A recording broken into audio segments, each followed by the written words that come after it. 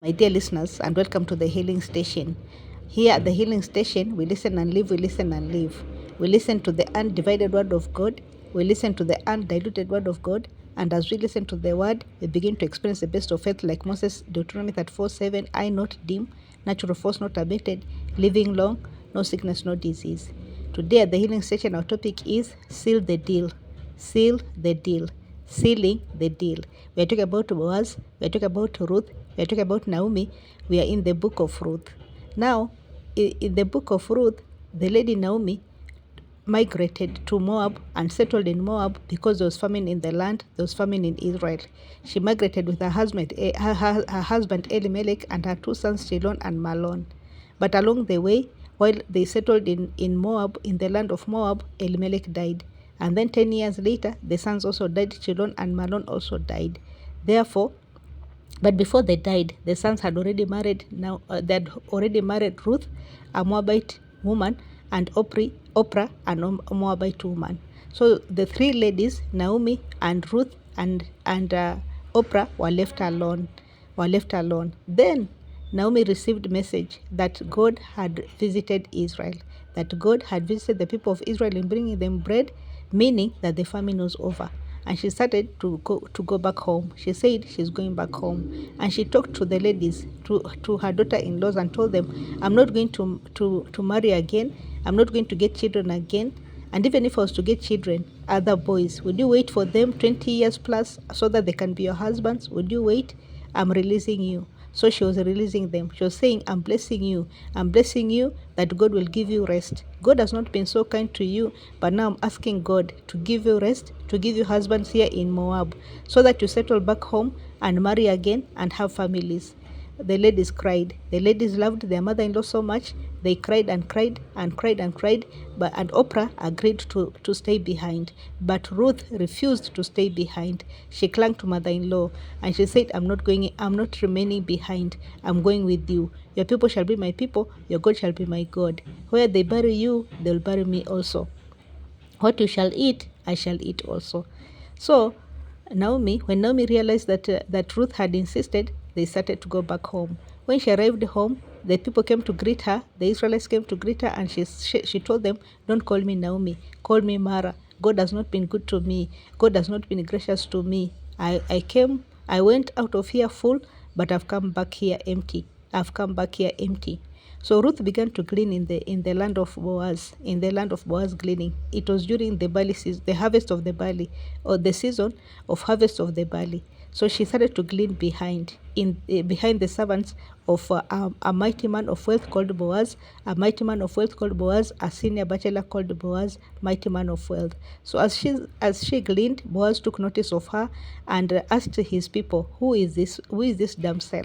And they told her, This is Ruth, the Moabite lady, the one who attached herself to Naomi, who left her family, left her traditions, left her gods, left everything to follow Naomi here in the land of Israel.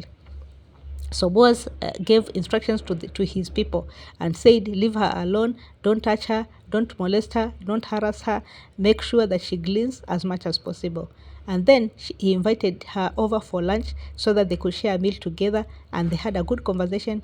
And Ruth said, Why are you showing to me so much grace? Why are you showing to me so much favor? And he said, It's because I've heard the story how you left your people back home in the land of Moab and followed your mother-in-law here, and I've liked that story. So Ruth went back home and told mother-in-law what had happened that day, and mother-in-law told her the person is a near kinsman. Boaz is a near kinsman. Therefore, she gave her instructions: wear a beautiful dress, make sure anoint yourself, make sure you're smart, comb your hair, go and lie down at his skirt and cover his skirt and lie at his feet during the night when they're winning on the floor of the winning floor. They're lying out there in the dark under the skies. So Ruth did what mother-in-law said. She went in her beautiful dress, and she has combed her hair, and she uncovered the skirt of Boaz and lay at his feet. And Boaz had eaten, and he was merry. He was a happy man. He had eaten, he had drunk some wine, and he was a merry man. When he woke up in the middle of the night, he found a lady at his feet. He was startled to find a lady at his feet. He wondered who it is, and then he found out it was Ruth. So they had this conversation, and he said, I know what to do. In the morning, wake up very early. He gave her some more barley. He gave her 6 barleys, and he told her, wake up very early before anyone can see, and then go back home to your mother-in-law. You are not going empty to your mother-in-law. You're going to carry some barley. And for me, I know what to do. So in the morning, very early, Ruth woke up before when it was still dark, and left and went back to home to mother-in-law, carrying the 6 barleys. And she told mother-in-law, this is what I've received from Boaz. Boaz went to the gate. That day, he went to the gate, found 10 men, sat with 10 men having a meeting, found the near kinsman, because there was a kinsman nearer to the family than himself. So he addressed the near kinsman and said, are you going to take the land, to inherit the land for Elimelech and his 2 sons? And the man said, yes. Are you also going to marry Ruth the Moabite, the lady who was married to Mahlon? And the man said, no. So Boaz declared and said, I'm taking the land. I'm marrying the girl, I'm marrying Ruth, and I'm taking the land that belonged to Elimelech and to his 2 sons, Mahlon and Chilion, so that the dead are not forgotten, so that I may perpetuate this lifeline. And the people said, we are witnesses. And the man, the near kinsman, removed his shoe as according to the law, and he gave the shoe to Boaz. And Boaz raised the shoe up as a witness to the people. Are we as a sealing the deal with the shoe? And Boaz said, you're witnesses. Are you witnesses? And the men said, yes, we are witnesses. And the people at the gate celebrated that, and now there was a new marriage between Boaz and Ruth, and the people celebrated, and they blessed Ruth and said, may she be like Leah and Rebecca, may she be like Leah and Rachel, who built the house of Israel, May she be blessed, and may Boaz also be blessed, may he be a famous man. So the marriage was blessed, and the marriage was blessed, and Ruth conceived, and a baby boy was born, and his name was Obed. And Obed became the father of Jesse, and Jesse became the father of David, the second king of Israel. So now, a beautiful life, Naomi comforted, and the people came to her to comfort her and to celebrate with her and to rejoice with her, and they said, God has been gracious to you, and through Ruth you now have a baby boy, a grandson, and through Ruth, who is more to you than 7 sons, you now have a baby boy. And Naomi celebrated, and Naomi was comforted. We are talking about a beautiful story here where Boaz becomes the great-grandfather of David, the second king of Israel. We are talking about Ruth, who becomes the great-grandmother of David, the second king of Israel. We are talking about Naomi, who becomes the great-grandmother of David, the second king of Israel. And we are saying, seal the deal. We are looking at Boaz and celebrating the qualities in Boaz. That this is a man who has seen many ladies but has never settled for anyone. But when he sees Ruth, he decides he's going to commit himself to her.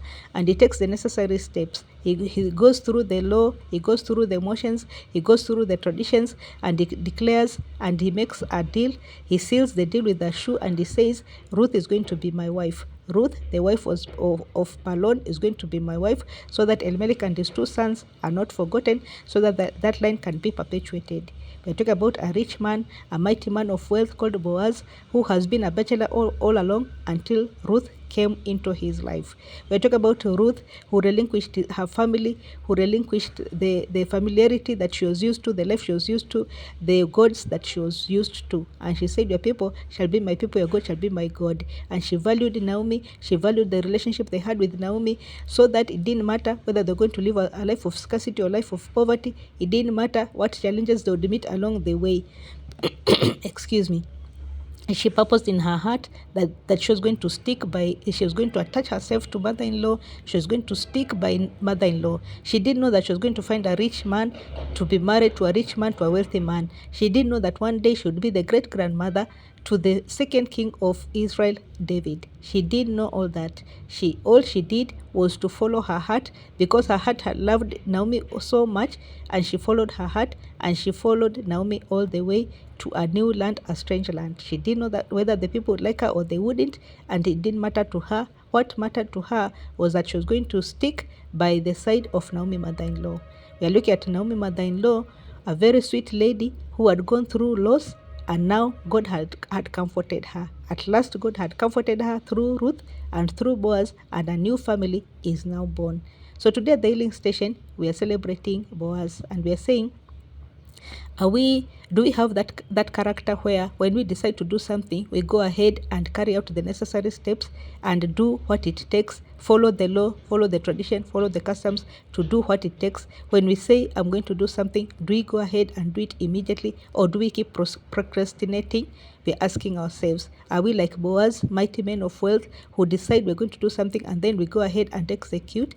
Are we like Ruth, not valuing wealth, not valuing money, not valuing comfort, not valuing familiarity, but valuing relationships, valuing love, and choosing to suffer? If it is going to be about suffering, it's okay, as long as we have stuck to the person that we love the most.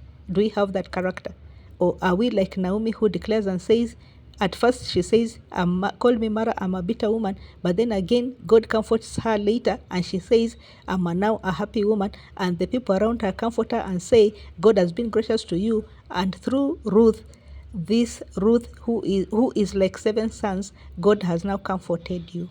We are talking about restoration here. When God is gracious to us, when God wipes our tears, God gives us restoration in a beautiful way. We are talking about relationships. We are talking about valuing relationships. And we are talking about being sincere people, honest people. That when we decide we are going to do something, we actually go ahead and do it, and we follow the custom, and we follow the law. Thank you very much. Kindly share, like, comment, subscribe, and then go ahead to meditate on this story of Ruth and Boaz and Naomi. And till the next time we meet again at the healing station, bye bye. God bless you. Stay in the best of health.